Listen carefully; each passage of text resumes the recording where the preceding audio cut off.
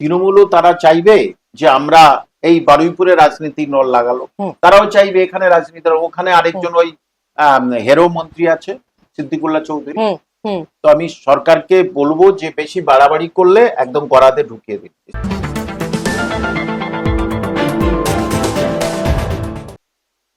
মানুষের অসুবিধার জন্য বলেছে বাইরে নামাজটা, অসুবিধা আগে তো আমরা বহু আগে কোনোদিন দেখিনি যে যখন ঈদের নামাজ হতো বাইরে নামাজ হতো না, পরপর দুবার নামাজ পড়া পরপর দুবার পড়তাম, কোনো তো অসুবিধা না। এখন এই জিনিসগুলো হয়েছে এবং এটা মমতা ব্যানার্জি এটাকে বেশি করে দেখো তোমাদের সামনে আমি আছি, তোমাদের জন্য আছি।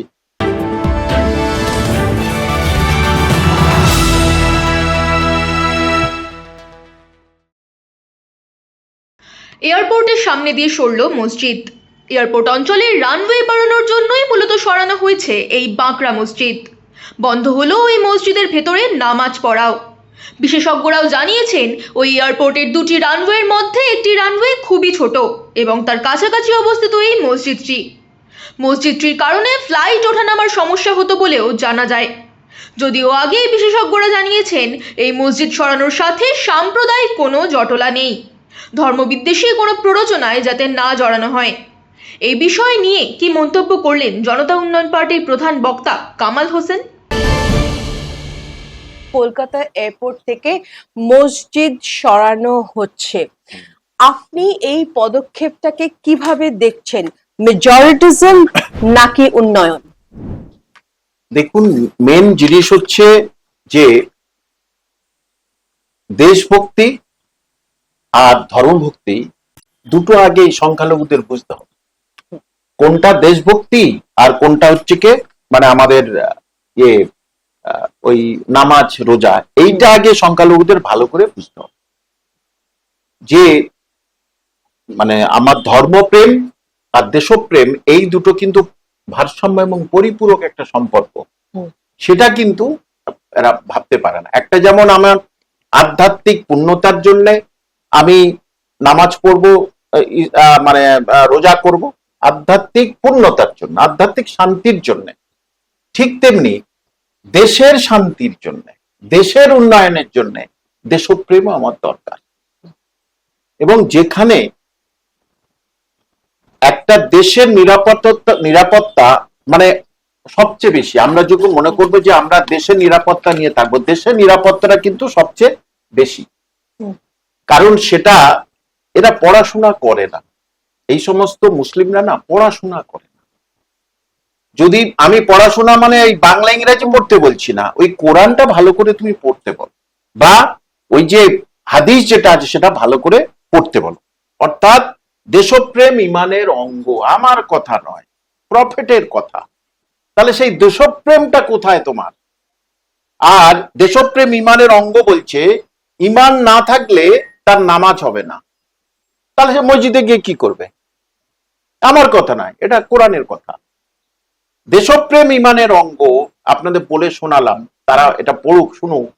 তাহলে দেশপ্রেম যদি ইমানের অঙ্গ হয়, তাহলে তোমার ইমানটাকে বলবৎ করতে হবে। ইমান মানে আমার বিশ্বাস, সেটাকে বলবৎ করতে হবে। সেটা না হলে তুমি মসজিদে যাওয়াটাই বৃথা।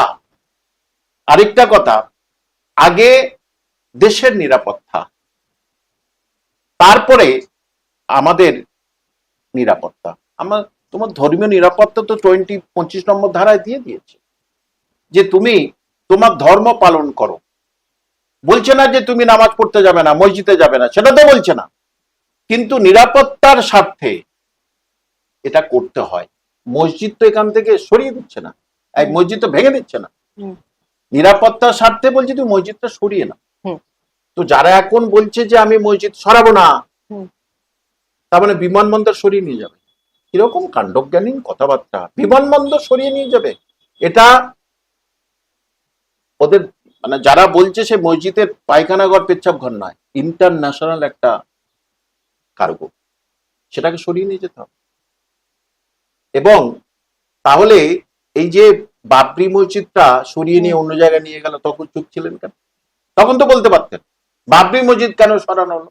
তাহলে বাবরি মসজিদ সারা বিশ্বে তোলপাড় সৃষ্টি করেছিল, সেটা সরানো হলো অন্য জায়গায় বিচারপতিরা বলে দিল, আপনারা তখন কিছু বলেন। তাহলে এখন দেশের নিরাপত্তার জন্য বাবরি মসজিদ, এই ক্ষেত্রে দেশের নিরাপত্তা কোনো কিছু ছিল না, এখানে দেশের নিরাপত্তার জন্য সরিয়ে নিয়ে যেতে পারি, কোনো অসুবিধা নেই। এবং তাও বলে দিচ্ছি, এটা কিন্তু আগে মসজিদ ছিল না। আচ্ছা, আগে মসজিদ এটা ছিল না, এটা একটা মাজার ছিল। অনেক আগে থেকেই এই নিরাপত্তা নিয়ে বামফ্রন্ট সরকারের সময় থেকে এটা সামান্য বলছে, তৃণমূল সরকারও সময়টা ছিল, কিন্তু তারা চুপ ছিল ভোটের জন্য। তাহলে ভোটের জন্য দেশের নিরাপত্তাটাকে আমি ক্ষুণ্ণ করব? এরা কিরম ধরনের দেশপ্রেম এই এদের মধ্যে, তৃণমূল বা সিপিএম? তারা এটাকে তখন বলতে পারেনি তোমরা এটাকে আগে সরিয়ে নাও। তাহলে এখন যারা এই নিয়ে বেশি বলছে, বেশি বাড়াবাড়ি করছে, তাদেরকে আমি বলবো উপযুক্ত ব্যবস্থা নেওয়া দরকার। কারণ দেশ আগে সুরক্ষিত তো থাকবে, তবে তো আমি নামাজ পড়বো। আমার দেশ সুরক্ষিত নয়, যদি না হয় তাহলে আমি নামাজ পড়বো। কমলদা, আমাদের মাননীয় মুখ্যমন্ত্রী শুভেন্দু অধিকারী এই অ্যানাউন্সমেন্টটা করার আগে কি মুসলিম অর্গানাইজেশনস বা আপনাদের মতন বর্ষিয়ান লিডার্সদের সাথে কথা বলেছেন, মিটিং করেছেন, আপনাদের মতামত চেয়েছেন? মাননীয় মুখ্যমন্ত্রী, হুম দেখুন সেটা কে যুক্তি দেবে? দেখুন, উদার মানসিকতা না হলে সে যুক্তি দিতে পারবে না। সে তো না, উনি কি কোনো মিটিং করেছেন বা আপনাদের না, মতামত নেওয়ার চেষ্টা আমার করেছেন? ব্যক্তিগতভাবে কোনো মতবাদ আমার সঙ্গে কিছু হয়নি। মুসলিম অর্গানাইজেশনসদের সাথে সঙ্গে কি বলেছেন সেটা আমার অন্তত পক্ষে জানা নেই। হ্যাঁ, কিন্তু এয়ারপোর্ট, দেখুন এটা শুভেন্দু অধিকারীর মহাশয়ের কোনো ব্যাপার নয়, এটা কিন্তু কেন্দ্রীয় সরকারের নিরাপত্তার ব্যাপার। এখানে এই রাজ্যের মুখ্যমন্ত্রীর নিরাপত্তার কি, সেখানে কেন্দ্রীয় সরকারের এটা নিরাপত্তার একটা ব্যাপার। কমলদা, দেখা যাচ্ছে যে যেরকম আপনিও একটু আগে বললেন খুব স্বচ্ছ ভাষায়, যে আগে দেশের নিরাপত্তা, তারপর তো ধর্মীয় নিরাপত্তা বা ধর্মীয় অবস্থান, সেরকম দেখা যাচ্ছে যে মুসলিম কমিউনিটি বা ক্লেরিক্স তারা কিন্তু এখানে বিশাল করে প্রোটেস্ট করছে না, প্রোটেস্ট করছে কিন্তু এখানে কিন্তু রাজনৈতিক কালার রং লেগেছে। এটার ব্যাপারে আপনি কি বলবেন? দেখুন, এটা তো খুব স্বাভাবিক। তৃণমূলও তারা চাইবে যে আমরা এই বারুইপুরে রাজনীতি নল লাগালো, তারাও চাইবে এখানে রাজনীতি। ওখানে আরেকজন ওই হেরো মন্ত্রী আছে সিদ্দিকুল্লাহ চৌধুরী, তো আমি সরকারকে বলবো যে বেশি বাড়াবাড়ি করলে একদম গড়াতে ঢুকিয়ে দিন। সিদ্দিকুল্লাহ চৌধুরী যদি বেশি বাড়াবাড়ি করে তোর গড়াতে ঢুকিয়ে দিন। যে আগে দেশের আইন, আবার আমি বলছি আগে দেশের আইন, তারপরে আমার ধর্মীয় আইন। আগে দেশের আইন ভঙ্গ করে আমি আমার ধর্মীয় আইন পালন করব, এটা কোনোভাবেই কোনো সুস্থ মস্তিষ্কের কেউ মেনে নিতে পারে না। আল্লাহ শুধু ওই দমদম এয়ারপোর্টের মসজিদের ভিতরে নেই, আল্লাহ সারা বিশ্বে আছে, সারা বিশ্বের মধ্যে আছে। তিনি মন্দিরে আছেন, মসজিদে আছেন, গির্জায় আছেন। আবার সংখ্যালঘুর মনে করে আল্লাহ মসজিদ মন্দিরে যাবে? হ্যাঁ, আল্লাহকে মন্দিরে পাঠিয়ে দিয়েছে, এ ঠিক লোক না কামাল হোসেন। আল্লাহ তো একজনই, ঈশ্বর তো একজনই। তাহলে তিনি মন্দিরে থাকবেন, মসজিদে থাকবেন, গির্জায় থাকবেন, পৃথিবীর কোথায় থাকবেন আমরা কি করে বলবো? তিনিই জানেন। তাহলে তিনি শুধু কি তোমার ওই দমদম মসজিদের মধ্যে পড়ে থাকবেন? নিশ্চয়ই না। মনে যদি ঈমান ঠিক থাকে, যদি বিশ্বাস ঠিক থাকে, তাহলে আমরা আমাদের ডাকে তিনি সাড়া দেবেন। সেখানে পার্টিকুলার ওই মসজিদে তিনি আমার যেতে হবে, এটা আমি স্বীকার করতে পারি। এটা আমার না বিশ্বাসই করি। কমলদা, 15 বছর টিএমসি সরকারে ছিল, কিন্তু ওরা কোনোদিনও এই মসজিদটায়, কলকাতা এয়ারপোর্টের মসজিদ সরানোর কথা ভাবেনি, যাতে মুসলিম সেন্টিমেন্ট হার্ট না হয়, ভোট ব্যাংক নষ্ট না হয়। কিন্তু সরকার বদলাতেই আমাদের মাননীয় মুখ্যমন্ত্রী এই পদক্ষেপটি নেন। এই ব্যাপারে আপনি কি বলবেন? দেখুন, এটা একেবারে পরিষ্কার। তৎকালীন মুখ্যমন্ত্রী মমতা ব্যানার্জি মুসলমানদের বিভিন্ন ভাবে নিকৃষ্ট কাজে ব্যবহার করেছে। সেটা মুসলমানরা এখন অনেকে বুঝেছে। কারণ শুভেন্দুবাবু এসে এখনো কোনো মুসলমানদের প্রতি কোনো অত্যাচার করে না, যেটা ওরা ধরে রেখেছিল আমাদের অত্যাচার করবে। আমাদের নামাজ পড়তে দেয় না, হ্যাঁ, আমাদের নামাজ বাইরে পড়তে দেয় না, ওদের পুজো বাইরে হয়। তো তোমার ধর্ম তুমি করো, হিন্দু ধর্ম খ্রিস্টান ধর্ম কি করবে তোমার দেখার দরকার নেই, তুমি তোমার ধর্মের পবিত্রতা অর্জন করো, তারপরে তুমি অন্য ধর্ম নিয়ে কথা বলবে।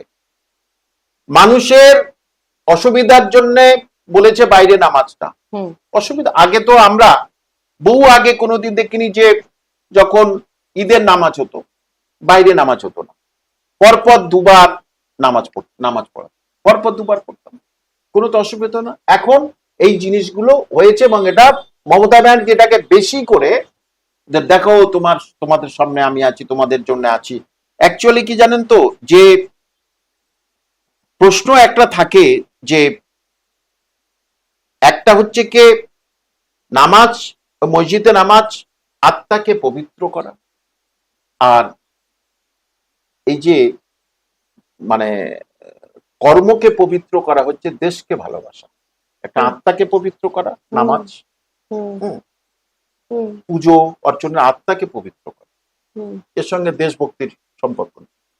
কিন্তু কর্ম দেশভক্তিটাই কর্মকে উন্নত করবে। তাহলে এই আত্মার কর্ম যদি এক হয় তাহলে যে কোনো শ্রেণী যে কোনো ধর্ম কিন্তু উন্নতির দিকে যাবে। এরা মমতা ব্যানার্জির ফাঁদে ফের যদি পড়ে, সিদ্দিকুল্লাহ চৌধুরীর ফাঁদে ফের যদি পড়ে, তাহলে এদের কপালে দুঃখ আছে, এটা একদম পরিষ্কার। কমলদা, শুভেন্দু অধিকারী বলছেন যে এয়ারপোর্টের মতন সেন্সিটিভ, সিকিউরিটি ওয়াইজ সেন্সিটিভ জায়গায় মসজিদ থাকতে পারে না। তাহলে 60 বছর ধরে ওখানে তো মসজিদ ছিল। এই কথাটা, শুভেন্দু অধিকারীর এই কথাটার সাথে আপনি কতটা একমত যে সেন্সিটিভ এরিয়ায় মসজিদ ছিল, থাকতে পারে না, কিন্তু 60 বছর ধরে, ইতিহাস বলছে 60 বছর ধরে ওখানে মন্দির ছিল এবং তাতে তো কোনো অসুবিধা হয়নি, কোনো কিছুরই, মসজিদেরও কোনো অসুবিধা হয়নি, এয়ারপোর্টেও তাতে কোনো রকম অসুবিধা, মানে আমরা কোনোদিনও শুনিনি যে কোনো দাঙ্গা ফাসাদ কিছু লেগেছে এয়ারপোর্টের মধ্যে তার জন্য। 60 বছর আগে আমরা মোবাইল ফোন ব্যবহার করতাম না, ল্যান্ডলাইন ব্যবহার করতাম। 30 বছর আগে আমরা ছোট ফোন ব্যবহার করতাম, এখন আমরা স্মার্টফোন ব্যবহার করি, যেটা ধরে আসামিদের ধরে, যেটা ধরেই বোঝে যে আসামিটা কোথায় আছে, যে যার এইটার মাধ্যমে, স্মার্টফোনের মাধ্যমে কিন্তু বিস্ফোরণ ঘটানো যায়। আর 60 বছর আগে কিন্তু এই ভারতবর্ষ আর পাকিস্তান, এই বাংলাদেশ এত সেন্সিটিভ জিনিস হয়নি, এত কাশ্মীর নিয়ে এত বাড়াবাড়ি, এত উগ্রপন্থী সারা ভারতবর্ষের সমস্ত জায়গায় অলিতে গলিতে উগ্রপন্থীর এত আমদানি ছিল না। এই পশ্চিমবঙ্গ উগ্রপন্থীদের শেল্টার ছিল না। তাহলে তখনকার পরিপ্রেক্ষিতে এক ছিল, এখন পরিপ্রেক্ষিতের সম্পূর্ণ আলাদা হয়ে গেছে। তখন এত জাঁকজমক এয়ারপোর্ট ছিল না, এখন ইন্টারন্যাশনাল এয়ারপোর্ট হয়ে গেছে। তাহলে যে কোনো ভাবে যে কোনো সময় নিরাপত্তা ক্ষুণ্ণ হতে পারে। তো তাহলে আমার প্রশ্ন এই সমস্ত মুসলিমদের, যদি নিরাপত্তা ক্ষুণ্ণ হয়ে যায়, কোনোভাবেই একটা সেখানে বোমা বুঝি বারুদ হলো, প্লেন ক্র্যাশ হয়ে গেল, তাহলে এই পশ্চিমবঙ্গের মুসলমানরা ঠিক থাকতে পারবে? তো আরেকটা হচ্ছে ইসলামে মারাত্মকভাবে নিষিদ্ধ পরনিন্দা বা গিবত, আরবি কথা গিবত। ইসলামে যে কাউকে পরনিন্দা করবে, মানে তাকে জানে না শুনে না, তার পিছনে কথা বলাটাই বলেছে সে মরা মাংস খাবে। কোরআনের কথা, সে মরা মাংস খাবে। হ্যাঁ, তাহলে এই মুসলমানদের মধ্যে সকাল থেকে সন্ধ্যা পর্যন্ত দেখবেন ওর নামে কাটি দেওয়া, ওকে খারাপ কথা বলে, ওকে খারাপ কথা বলে। এইগুলো থেকে মুক্ত না হলে তো মসজিদ করে চিল্লাচ্ছ কেন? আগে ইমান মজবুত করতে হবে। ইমান দেশপ্রেমের অঙ্গ, আপনার বলে দিলাম। তাহলে আগে ইমান মজবুত করো, তাহলে আমার দেশ ভেঙে গেল, আমার দেশ নিরাপত্তার অভাবে শঙ্কিত হয়ে আছে, সেখানে তুমি তোমার ওই নামাজ পড়ো, ওখানে নিয়ে ওইটা নিয়ে তুমি ব্যতিব্যস্ত থাকবে। এটা কি করে হয়? দেশের স্বার্থে অনেক কিছু করতে তো হয়। আর বলছে না তো তুমি নামাজ পড়বে না, বলছে না তো। এই নিরাপত্তার স্বার্থে তোমাকে এটা করতে হবে, এটা স্বাভাবিক জিনিস, মেনে নেওয়াটা উচিত। কমলদা, কোথাও কি আমাদের মাননীয় মুখ্যমন্ত্রী এটা এটা মনে করছেন কোথাও না কোথাও যে এই মসজিদে বিভিন্ন রকম দুষ্কৃতী ঢুকতে পারে, মসজিদ দিয়ে ঢুকে কলকাতা এয়ারপোর্টে ঢুকে ওয়েস্ট বেঙ্গলের ভেতরে ঢুকতে পারে, কারণ উনি সবসময় খুব সেন্সিটিভ থেকেছেন, ইলেকশনের আগেও আমরা দেখেছি সেন্সিটিভ থেকেছেন বর্ডার ইস্যুস নিয়ে, রোহিঙ্গাস নিয়ে, তার সাথে সাথে এখন এই যে মসজিদ সরিয়ে দিতে চাইছেন, ওনার কি কোথাও, আপনার কি মনে হয় ওনার কোথাও না কোথাও মনের ভেতরে এই ইয়েটা চলছে যে এই মসজিদের ভেতর দিয়ে দুষ্কৃতীরা ঢুকে যেতে পারে ওয়েস্ট বেঙ্গলে? দেখুন, হতে তো পারে, প্রশ্ন এখানে মানে এটা যদি দেখুন, ভারতবর্ষে পশ্চিমবঙ্গের প্রচুর মসজিদ আছে, তা কোনো মসজিদের কথা বলছে না তো, ওই হাইফাই সিকিউরিটি জোনের মসজিদের কথা কেবল বলছে, অন্য কোন জোনের মসজিদের কথা, এখানে কলেজ স্ট্রিটের মসজিদের কথা তো বলছে না। তাহলে হাইফাই জোনের এই যে কলেজ স্ট্রিটে যে জায়গাটা মসজিদ আছে না, তার আশেপাশে কোনো মুসলমানই নেই। এই কলেজ স্ট্রিটে মসজিদ যাবে, তার আশেপাশে কোনো মুসলমানই নেই। এই যে মসজিদের বাঁ দিক, ডান দিক, উত্তর পশ্চিম, পূর্ব পশ্চিম, সব দিকে হিন্দু। কলেজ স্ট্রিট মসজিদে যাবে, সব দিকে হিন্দু। তাহলে এইটা তো তুলে দিতে পারতো, এই মসজিদ তাহলে তুলে দাও, এখানে সব হিন্দুরা নিরাপত্তার অভাব বোধ করবে, করতে তো পারতো, কারো করেনি। যে যেটাতে নিরাপত্তার সত্যি গাফিলতি হলে আমাদের দেশের অসুবিধা এবং আমাদের রাজ্যে কলঙ্ক হয়ে যাবে সারা ভারতবর্ষে, সেই জন্যই বলেছে। কমলদা, আপনার কি মনে হয় যে মুসলিমদের উচিত, সংখ্যালঘুদের উচিত ডিসপিউটেড রিলিজিয়াস প্রপার্টিজকে রাজ্য এবং সেন্টার গভর্নমেন্টকে ভলেন্টারিলি সারেন্ডার করে দেওয়া উচিত, যাতে কনফ্লিক্ট না লাগে কোনো রকমের?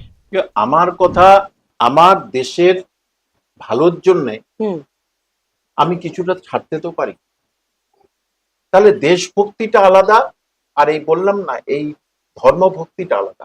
এটা এক শ্রেণীর মুসলমানদের আপনি বোঝাতে পারবেন না, সেই জন্য তারা জোর জবরদস্তি করে রোডের উপরে নামাজ পড়বে।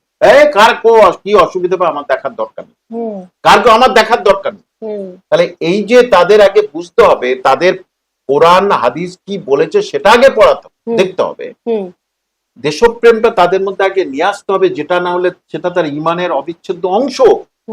তাহলে সেইটা তাদের মধ্যে আগে নিয়ে আসতে হবে। কমলদা, এই একটা কথা যে আমি একটু 2 মিনিট ফেরত যাব, আপনি যে কথাটা বললেন মুসলিম সংখ্যালঘুরা কেয়ার করে না, আমি এখানেই বসে নামাজ পড়বো, আমি কেয়ার করি না, এই একটা কথা আপনি বললেন। সেখান থেকে তুলে আমি জিজ্ঞেস করতে চাই, এই কিছুদিন আগে যে বারুইপুরে পৈশাচিক একটি ঘটনা ঘটলো এবং সিপিআইএম নেতা লাহেক আলী গিয়ে ওখানে উস্কানিমূলক সাম্প্রদায়িক ভাবে বিক্ষোভ ছড়ালো বলে অভিযোগ হয়েছে, গ্রেফতারও হয়েছে। আপনি কি এটা মানছেন? আপনি মানেন যে লাহেক আলী ওখানে গিয়ে উস্কানিমূলক সাম্প্রদায়িক কথা ছড়িয়েছে? কেন আমি এটা জিজ্ঞেস করলাম আপনাকে, কারণ উনি মনে করেন আমি কিছু কেয়ার করি না, আমার কমিউনিটির মেয়ের সাথে পৈশাচিক ঘটনা ঘটেছে, সেই জন্য আমি রেল উপড়ে ফেলবো, একটা ছেলের বাড়ি জ্বালিয়ে দেব, আরেকটা ছেলেকে গণপিটুনিতে সে মরে যাবে, আমি যা ইচ্ছে তাই করতে পারি। দেখুন, যে আমি মাননীয় মুখ্যমন্ত্রী শুভেন্দু অধিকারীকে এইটাই বলবো যে ওই লায়েক আলীকে এনকাউন্টার করে মেরে ফেলে, তাহলে লায়েক আলীকে আবার এনকাউন্টার করে মেরে ফেলে, যে তাহলে কিন্তু ওই লায়েক আলীর মতো আর কেউ এরকম আফসালন করবে না। তোরা সিপিএম শূন্য হয়ে গেছিস, আর এই সব কাজ হিন্দু মুসলমান কেন? এই লায়েক আলী এটা তো ধর্ম মানে না, হিন্দু, এই যে হিন্দু মানে যারা কমিউনিস্ট, তাহলে এখানে হিন্দু মুসলমান কেন? আমার একজনকে মেরেছে মানে আমার কাজটা একজনকে মেরেছে, তাহলে এই প্রশ্নটা করেনি কেন যে তোমাদের সিপিএম এর সাপোর্টার সেই ছোট্ট তামান্নাকে মেরে ফেলেছিল তৃণমূল্লা, তোমরা কিছু করতে পারোনি তো? সেখানে প্রথম শুভেন্দু বাবু এসেই অ্যারেস্ট করলো। এইসব মুসলমানের সব শিক্ষা নেই, বুঝলেন তো? কমলদা, হরগোবিন্দ মনে করিয়ে দিই, মুর্শিদাবাদে বাঙালি হরগোবিন্দ এবং চন্দন দাসের সময়ও আমরা সিপিএম এর কোনো নেতাকে দেখতে পাইনি কেন, বা লাহেক আলীকে দেখতে পাইনি কেন ওই সময়? আমার তো প্রশ্ন এটাই। তারপরে তোমার যা হয়েছে না আইনের পথে হবে, তাহলে তুমি ওই রেল লাইন উপড়ে দেবে কেন, সরকারি সম্পত্তি নষ্ট করবে কেন? বিচার না হলে তবে তো কয়েক ঘন্টার মধ্যে তাদের অ্যারেস্ট করা হয়েছে। এবং প্রশ্ন হলো, এটা কিন্তু কেউ বলছে না যে একটা মুসলমানকে যদি এনকাউন্টার করে মেরে দিত, উত্তরপ্রদেশে আতিক নিয়ে খুব বাড়াবাড়ি করেছিল, এই দেখো মুসলমান বলে তাকে এনকাউন্টার করে মেরে দিল, এই বাঙালি মুসলমান। তাহলে এখানে তো মুসলমানকে তো এনকাউন্টার করেনি, পশ্চিমবঙ্গে প্রথম এনকাউন্টার একজন হিন্দু, সেটা কেন বলেনি? সেটা বলতে পারে না যে হিন্দু মরেছে, কিন্তু এখন যদি মুসলমান এনকাউন্টারে মরতো তাহলে বলে দেয় এই দেখো মুসলমানদের এনকাউন্টার করে মেরেছে। এই যে সদ্বুদ্ধি সম্পন্ন মুক্তিটা না বেশ কিছু মুসলমানের মধ্যে আসছে না, আর তার ফলে এই সামাজিক ন্যারেটিভটা না আরো খারাপ হয়ে যাচ্ছে। কমলদা, সূত্র অনুসারে শোনা যাচ্ছে এরকম যে হাইওয়ে যে যে জায়গায় হাইওয়ে এক্সপ্যানশন প্ল্যান আসছে এবং সেগুলো স্যাংশন হচ্ছে, সেখানে যদি মসজিদ থাকে সেগুলোকে ভেঙে ফেলা হবে। এটার উপর আপনার কি বক্তব্য? দেখুন, মসজিদ কেন, মন্দির কেন, যে কোনো যাই কিছু থাকুক সেটা ভেঙে দেওয়া উচিত। সম্মানের সঙ্গে বলছি, যে কোনো কিছু থাকলে, বেআইনি কিছু থাকলে সেটা ভেঙে দেওয়া উচিত। এখানে শুধু মসজিদের প্রশ্ন আসবে কেন? মন্দিরও থাকলে হবে, গির্জা হলে হবে, বিল্ডিং থাকলে হবে, একই পদ্ধতি। বেআইনি ভাবে যে জিনিসগুলো হবে সেটা অবশ্যই হয় তারা সরিয়ে নিক, না হলে ভেঙে ফেলে দেওয়া উচিত। কমলদা, একটু আগে আপনি বলছিলেন কলেজ স্ট্রিটের আশেপাশে অনেক মসজিদ আছে এবং সেখানে কটা সংখ্যালঘুকে আশেপাশে দেখা যায়, আপনি গুনে দেখুন, আপনি যান। আমার প্রশ্ন হচ্ছে যে এরকম যদি সরকার পদক্ষেপ নেয় যে পশ্চিমবাংলায় কটা মসজিদ আছে যেখানে আদৌ কেউ যায় না, বহু বছর বহুদিন এরকম ফাঁকা পড়ে রয়েছে এক একটা প্রপার্টি, এবং পদক্ষেপ না সেগুলোকে ভেঙে দেওয়ার কারণ সেখানে কেউ বহু বছর ধরে যায় না, শুধু শুধু ফাঁকা একটা প্রপার্টি পড়ে আছেন, আপনি কি তার সাথে একমত হবেন? দেখুন, কত এটা প্রপার্টি মানে ওয়াক অফ প্রপার্টি পড়ে আছে, কিন্তু মসজিদ পড়ে থাকেন এটা আমি নিশ্চিত। মসজিদ আল্লাহর ঘর, সেখানে কিন্তু নামাজ পড়তে যেতে হবে, না হলে কিন্তু সেটা মানে মানে কি বল, ধর্মের প্রতি অবিচার করা হয়। সুতরাং মসজিদ পড়ে আছে বলে আমি অন্তত পক্ষে মনে করি না।